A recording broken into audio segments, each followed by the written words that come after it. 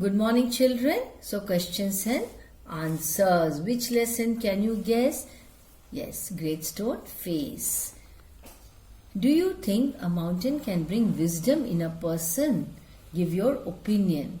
Ernest was in habit of observing the mountain since childhood. Remember, he used to gaze at the stone face. Once his mother told him that he could bring change in the lives of villagers. After he worked hard, he contemplated by observing the mountain. So the mountain reflects his mood, whether it is happy or pensive. Pensive means sad, children. So he gazed, but all the thoughts were of his own. The mountain could inspire him, yet wisdom was attained by himself. He attained popularity for his sage-like quality. Why did the villagers have firm faith in the prophecy? The villagers had firm faith in the prophecy. They welcomed Gathergold for his similarity. They lost faith in him because he didn't bring any change in the lives of the people. Then they cheered for General. Finally, they settled for Ernest. He was given faith by his mother that he could be the shape. It made the villagers optimistic. They were very hopeful and gave hope for the upliftment.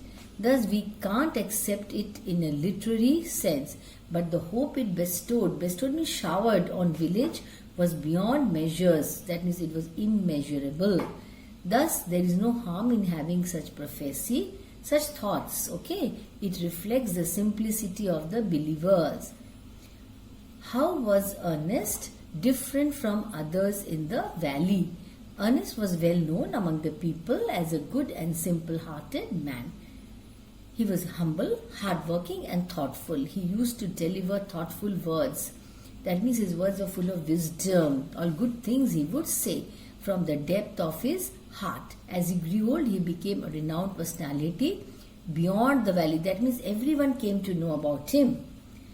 Why did Ernest think the poet was like the stone face? The poet wrote songs with lofty thoughts. The poetry of the poet found his way to Ernest also. Ernest used to read the poet's poems and songs after his day's work and found them worthy. Worthy means good.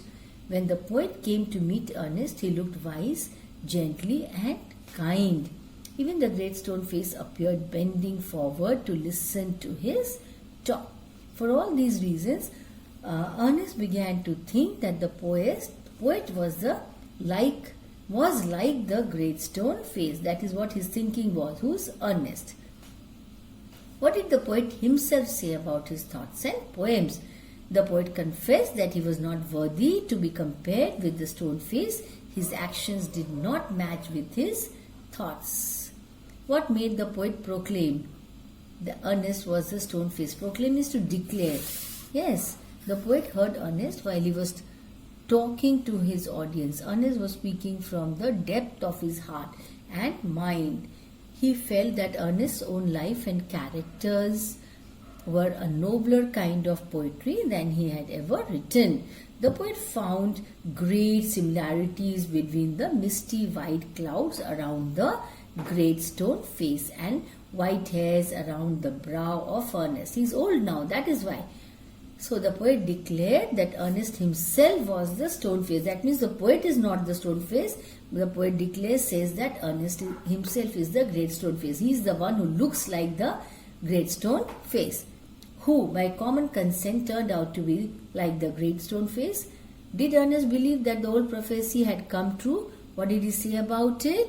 By common consent, Ernest turned out to be like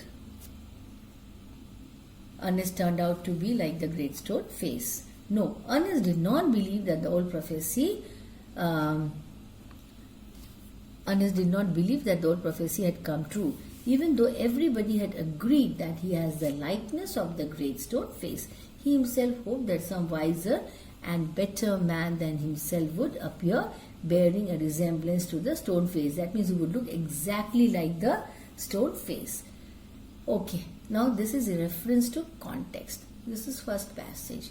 The years hurried on and brought white hairs upon the head of Ernest. He is old now and made wrinkles across his forehead and furrows in his cheeks. See, old people, their cheeks, they're sunken as if it has gone inside.